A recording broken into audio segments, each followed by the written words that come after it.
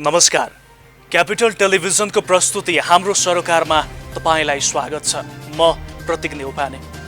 सत्तारूढ Nepal communist party नेकपामा चर्किएको विवाद व्यवस्थापन हुन नसक्दा मुलुक अर्को दुर्भाग्यपूर्ण मोडमा धकेलिएको छ।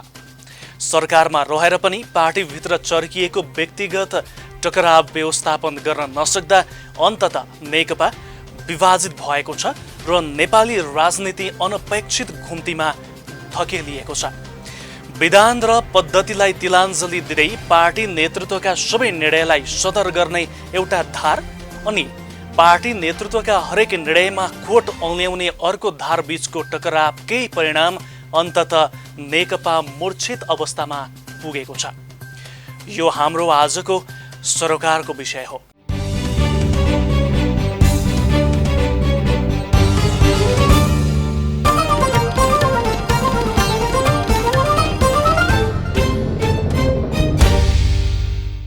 सत्तारूढ नेपाल कम्युनिस्ट पार्टी नेकपाको शीर्ष तहमा चर्किएको वारपारको विवादका कारण नेपाली राजनीति पुनः तरङ्गित बनेको छ।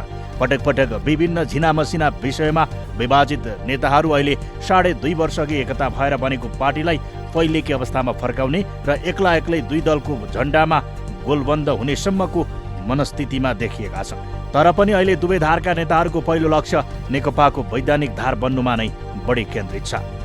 तत्कालीन नेपाल कम्युनिस्ट पार्टी एमाले र नेपाल कम्युनिस्ट पार्टी माओवादी केन्द्र एकीकरण भई बनेको नेपाल कम्युनिस्ट पार्टीको 400 त्यति बेलाको अवस्थामा 441 सदस्यीय केन्द्रीय कमिटी, जसको मुख्य अभिभारा 2 वर्षभित्र महाधिवेशन सम्पन्न गर्नुपर्ने थियो, निर्धारित समयमा महाधिवेशन सम्पन्न गर्न नसकेको र देश र जनताका सामु उपस्थित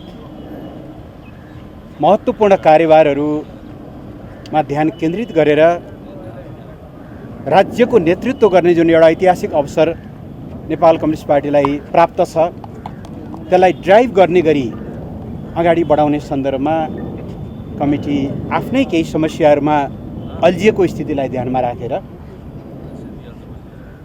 परिवर्तित सन्दर्भमा नयाँ दायित्व पुरा गर्ने हिसाबले केन्द्रीय कमिटीलाई विस्तार गर्नुभएको छ।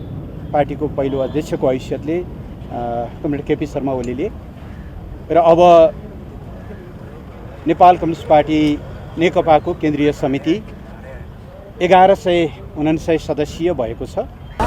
हाम्रो पार्टीका अध्यक्षद्वय कमरेड प्रचण्ड र कमरेड माधव कुमार नेपाल र वरिष्ठ नेता झलनाथ खनालको नेतृत्व सहित हामी केन्द्रीय कमिटीका केही सदस्यहरू र केही मान्य सांसदहरू आएर हाम्रो पार्टीको तर्फबाट निर्वाचन आयोगलाई भर्खरै सम्पन्न केन्द्रीय कमिटीको बैठकमा हामी त्यहाँ भेलामा बैठकमा उपस्थित भएका 315 मध्ये हस्ताक्षर नै माइनटमा गर्नुभएका 295 कमरेडहरू रहेको र त्यसले गरेका निर्णयहरूको आधिकारिक प्रतिलिपि आज हामीले निर्वाचन आयोगलाई बुझाएका छौँ। मुलुकको समृद्धि, विकास र स्थायित्वको पर्याय बन्ने र अझै 50 वर्ष देशमा एकलौटी शासन सत्ता चलाउने दृढता सहित चुनाव जितेर आएका नेकपाका नेताहरूले प्राप्त जनमतको कदर गर्न नसक्दा फेरि मध्यावधि चुनावमा मुलुक धकेलिँदैछ। न्यायिक तथा संवैधानिक प्रश्नको निरूपण भएर मुलुक करिब 2 वर्ष अघि नै चुनावमा होमियो भने यो प्रमुख राजनीतिक दलका निम्ति राजनीतिक दुर्भाग्यपूर्ण साबित हुन सक्छ। किनकि कोरोना कहरका कारण थला परेको अर्थतन्त्रलाई चुनावले झनै कमजोर पार्छ र मुलुकको अघिल्तिरको समृद्धिको सपनामा तुषारापात हुनेछ। तर पद, शक्ति र भूमिकालाई शिरमा राखेर लडिरहेका नेताहरू एकअर्कालाई अस्थिरताको पगरी गुथाएर आफू पन्छिन प्रयत्नशील छन्। यो नेपालको कम्युनिस्ट आन्दोलनको ठुलो दुर्भाग्य हो। अब अहिले कमरेड माधव नेपाल जो लामो समयसम्म यही ठाउँको पार्टी कार्यालयमा महासचिवको त्यति बेला हैसियतले एमालेमा नेतृत्व गर्नुभयो, अहिलेको बैठकले उहाँलाई अध्यक्षमा निर्वाचित गरेको सन्दर्भ पनि योसँग जोडिएको छ। र हामीले दिने सन्देश भनेको के हो भने देशमा कहीँ न कहीँ यो संसद जो अप्राकृतिक र असंवैधानिक तरिकाले विघटन गरियो, यो लोकतन्त्रका विरुद्ध, गणतन्त्रका विरुद्ध र अहिलेसम्म कम्युनिस्टहरूले प्राप्त गरेका उपलब्धिका विरुद्ध एउटा षड्यन्त्रको रूपमा छ र यसलाई हामी सफल हुन दिन्नौँ भन्ने कुरा पनि हामीले पारित गरेका छौँ। परिवर्तन ल्याइसकेपछि पनि, लोकतन्त्र आइसकेपछि पनि एउटा मान्छे पर्दाभित्र हात्ने गर्छ। एउटा मान्छे पर्दाभित्रबाट इन्टरभ्यू दिन्छ, उसको नेतृत्वमा आन्दोलन कठै गर। प्रधानमन्त्री केपी शर्मा ओलीले कालापानी लिपुलेख सहितको नेपालको आधिकारिक नक्सा जारी भएपछि सरकारलाई असफल बनाउन देशी विदेशी शक्ति लागि परेको र नेकपाको एउटा धार प्रयोग भएको आरोप निरन्तर लगाइरहेका छन्। नेकपा स्थायी कमिटीको बैठकमा प्रधानमन्त्री ओलीले यही अभिव्यक्ति दिएपछि एकाएक रापिलो बनेको विवादले अहिले नेकपा नै फुटको अवस्थामा पुगेको छ। प्रधानमन्त्री तथा नेकपा अध्यक्ष केपी शर्मा ओली र अर्का अध्यक्ष पुष्पकमल दाहाल प्रचण्डले पटक पटक टालटुले निकास निकाले पनि अब विवाद थुम्थुम्याउने तहमा छैन र दुवै समूहले एकअर्को समूहमा रहेका अध्यक्षलाई कारबाही गरेका छन्। प्रधानमन्त्री ओली नेतृत्वको नेकपा सरकारले घोषणा गरे अनुसार मध्यावधि चुनावको तयारीमा जुटेको छ भने प्रचण्ड माधव नेपाल नेतृत्वको समूहले संसद विघटन तथा मध्यावधि निर्वाचनको सिफारिसलाई सफ्ट कु भन्दै सडक सङ्घर्ष थालेको छ।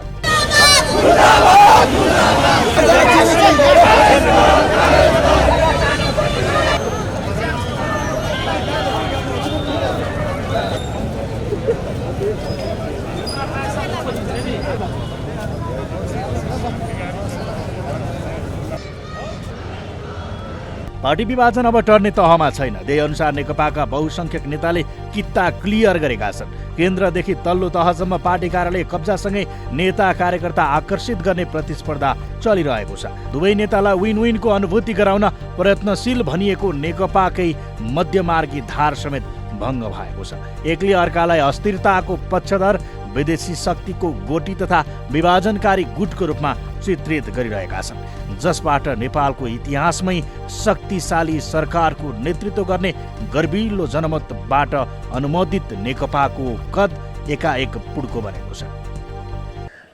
हामीले यो असाधारण परिस्थितिमा हामीले पार्टी नेतृत्वलाई साथ दिने, नेतृत्वको आदेशहरूलाई हामीले निशर्त त्यसको पालन गर्ने वा नेतृत्वलाई विस्थापित गर्ने यो सवाल चाहिँ यो मोडमा उभिएको छ। हामीले यसको सही उत्तर दिनुपर्ने भएको छ। यो संसद विघटन, प्रतिनिधि सभा विघटनको विषयमा संवैधानिक बेन्चमा छलफल हुँदैछ। त्यसकारण आज हामीले माइतीघरबाट सम्मानित सर्वोच्च अदालतका सम्पूर्ण मान्य न्यायाधीशज्यूहरूलाई भनेका छौँ, संसद विघटन गर्न पाइँदैन। नेकपा भित्रको घर झगडाको रापबाट नेपाली कङ्ग्रेस समेत अछुतो छैन। केन्द्रदेखि प्रदेश तहमा समेत आउन सक्ने सत्ता सङ्कट मिलाउन नेकपाको ओली समूहले प्रतिपक्षी दलका नेता शेरबहादुर देउवा समेतलाई समदूरीमा राखेको छ। यसको असर नेपाली कङ्ग्रेसले प्रष्ट शब्दमा सरकारको कदमको विरोध अथवा समर्थन गर्न सकिरहेको छैन। कङ्ग्रेसका केन्द्रीय नेताहरू विभाजित छन्। आजको बैठकको सुरुमै पार्टीका सभापति शेरबहादुर देउवाले पुसको 13 गते सोमबार 165 निर्वाचन क्षेत्रमा एकसाथ प्रदर्शन गर्ने भन्ने प्रस्तावलाई उहाँले प्रस्तुत गरेर बैठकले त्यो निर्णय गरिसकेको छ। आजको बैठकमा त्यो प्रस्ताव आइसकेपछि 165 निर्वाचन क्षेत्रमा पुस 13 गते सोमबार प्रदर्शन गरिँदै गर्दाखेरि मूल रूपमा प्रतिनिधि सभाको विघटन जो असंवैधानिक छ, अलोकतान्त्रिक छ, सर्वसत्तावादतर्फ उन्मुख कदम छ, यो कदमको विरुद्धमा नेपाली कङ्ग्रेस पार्टीले देशव्यापी रूपमा 165 निर्वाचन क्षेत्रमा प्रदर्शन गर्नेछ। नेकपामा आएको विवाद र विभाजनको धाँजा तल्लो तहसम्म पुगेको छ। यो नेकपाका जिम्मेवार तथा परिपक्व ठानिएका नेताहरू प्रधानमन्त्री ओली, पुष्पकमल दाहाल, माधव कुमार नेपाल, झलनाथ खनाल, वामदेव गौतम लगायतले जनअपेक्षा तथा राष्ट्रप्रतिको जिम्मेवारी बिर्सँदाको परिणाम हो, जसको महँगो मूल्य राष्ट्रले चुकाउँदैछ र अब आउने चुनावी नतिजा दलहरूका निम्ति योभन्दा पनि महँगो साबित हुन सक्छ।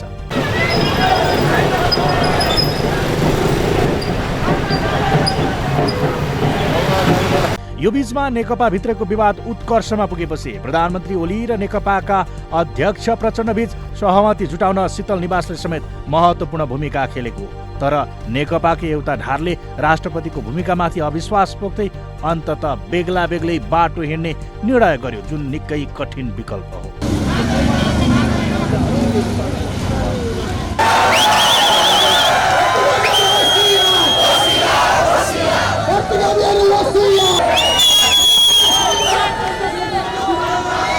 विद्यमान सत्ता र शक्तिको सङ्घर्षमा नेकपाका नेताहरू सम्हालिन नसक्दा सम्मानित शीतल निवासको गरिमामाथि समेत थरी थरीका टिक्का टिप्पणी भएका छन्। प्रधानमन्त्री ओलीले संसद भङ्ग गरेर मध्यावधि निर्वाचनमा जाने बाटो रोजेपछि त्यसमा पनि कानुन व्यवसायीहरूले चुनौती खडा गरेका छन्, किनकि संविधान तथा कानुनका जानकारहरू भनिरहेका छन् यो संविधानको घाँटी निमोट्ने प्रयत्न मात्रै हो। अहिलेको संविधानले प्रधानमन्त्रीलाई संसद भङ्ग गर्ने अधिकार दिएकै छैन। तीनटा मात्रै व्यवस्था छ जस्तो संविधानमा, एउटा 76 मा, एउटा 85 मा र एउटा के छ भने 100 मा धारामा। विश्वास र अविश्वासको मत लिने कुरा पनि उहाँले गर्न सक्नुहुन्थ्यो। विश्वासको मत लिन्छु भनेर पार्लियामेन्टमा जाने, पार्लियामेन्टले मलाई रिजेक्ट गर्यो भने मतलब उहाँ फेरि विघटनको सिफारिस गर्न सक्नुहुन्थ्यो, म चुनावमा जान्छु भनेर। तपाईँले अहिले भर्खरै हेर्नुभयो, बेलायतमा पनि प्राइम मिनिस्टरले आफै संसदमा लगेर म अब इलेक्सनमा जान्छु भनेर जानुभयो, इलेक्सन गएर फेरि चुनाव भएर आयो। त्यसैले डेमोक्रेसीको के छ भने उत्तम विकल्प भनेको इलेक्सन हो।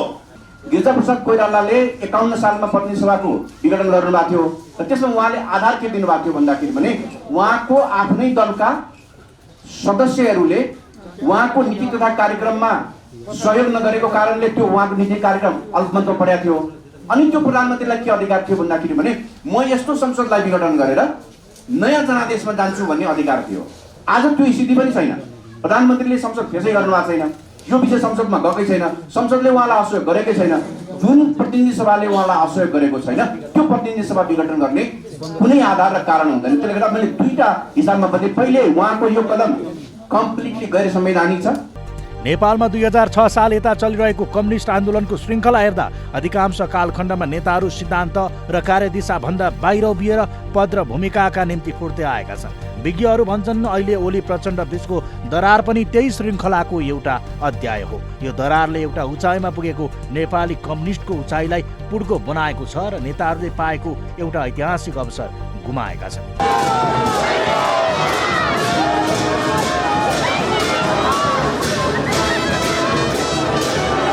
नेकपाको अहिलेको विवादको पृष्ठभूमि हेर्दा विवादकै रापमा परेर सरकारले संसदको बजेट अधिवेशन अन्त्य गरेर गत वैशाख 8 गते एकाएक दल विभाजन सम्बन्धी अध्यादेश जारी गर्यो। यो नेकपा भित्रको विवादको अर्को कारण हो। यस्तै उच्च स्तरीय राजनीतिक संयन्त्र गठनको बहस, ओम्नी समूहलाई स्वास्थ्य सामग्री खरिदको ठेक्का दिएको प्रकरण, सरकारी नियुक्तिमा प्रधानमन्त्रीले खेलेको भूमिका, दुई अध्यक्षको कार्यविभाजन र अधिकार बाँडफाँड सम्बन्धी विवाद, एमसिसी कार्यदल प्रतिवेदन र एमसिसी सम्झौता, सेक्युरिटी प्रेस खरिद प्रकरणमा गोकुल बास्कोटा प्रकरण, सभामुख पद प्रधानमन्त्रीको चाहना विपरीत पूर्व माओवादीको पोल्टामा जानु, नेता वामदेव गौतमले भैँसेपाटी निवासमा सरकार विरुद्धको भेला गर्नु। यही बीचमा फागुन 14 गते वामदेव गौतमलाई राष्ट्रिय सभामा पठाउने सचिवालयले निर्णय गर्नुले विवादलाई मलजल गरिरहेको थियो। पार्टीका निर्णय तथा नेताहरूको प्रस्तावमा 3 पटक नोट अफ डिसेन्ट लेखिसकेका माधव नेपालको वरियता सम्बन्धी विवाद पनि यहीँ मिसिन पुग्यो भने भारतको इसारामा वर्तमान सरकार गिराउने खेल सुरु भएको ओलीले सार्वजनिक अभिव्यक्ति दिएर प्रचण्ड लगायतका नेताहरूलाई अरू बिचकाउने काम गरे। कम्युनिस्ट विचारबाट, कम्युनिस्ट आचरणबाट, कम्युनिस्ट शैलीबाट, कम्युनिस्ट तौर तरिकाबाट उहाँ विचलनको बाटोमा, पतनको बाटोमा र सम्झे मैले हाम्रो देशमा यो गोर्बाचोभको जन्म त हुन गइरहेको छैन। गोर्बाचोभले सोभियत सङ्घको आन्दोलन, कम्युनिस्ट पार्टीलाई, कम्युनिस्ट आन्दोलनलाई सिद्ध्याइ नै दिए र हेर्दै जानु होला केपी शर्मा ओलीजीले कम्युनिस्ट आन्दोलन कुन दिन सिद्ध्याइदिने हो। अहिले त कमजोर पार्ने अभियानमा जुट्नुभयो उहाँ। कम्युनिस्ट आन्दोलनलाई कमजोर पार्दै पार्दै धराशायी पार्ने ठाउँमा जुट्नु भएको छ। तर कम्युनिस्ट आन्दोलन मात्रै होइन, उहाँलाई गणतन्त्रप्रति पनि कुनै अपनत्व बोध छैन। भ्रष्टाचार, अनियमितता, नातावाद, प्रभाव र दबावले सिद्धान्तहीन विवादलाई अरू मलजल गरिदियो। अन्ततः सिङ्गो नेकपाको धरातल खलबलिन पुग्यो, जुन धरातलमा अहिले दुवै धारका नेताहरू आफ्नो राजनीतिक अस्तित्व खोजिरहेका छन्। व्यक्तिगत स्वार्थको रापले पछिल्लो जनमतको गर्विल्लो जग भत्काएका यिनै नेताहरूको परीक्षा अब आम चुनावमा आम मतदाताले लिनेछ।